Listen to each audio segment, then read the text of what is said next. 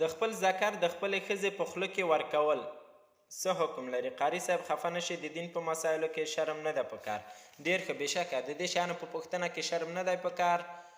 عزیزانو، د دې په باره کې په فتوای رحمیه کې راځي، هلته په 10 جلد کې لیکلي چې یو چا د مفتي عبدالرحیم لاجپوري رحمه الله نه پوښتنه وکړه. په 10 جلد کې راغلي، د صفحې شمېره مې ذهن کې نه ده پاتې.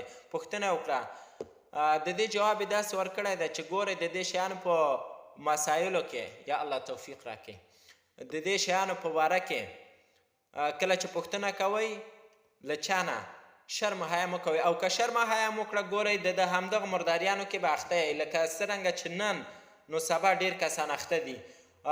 د دې شیانو په باره کې چې پوښتنه کوئ شرم حیا مه کوئ.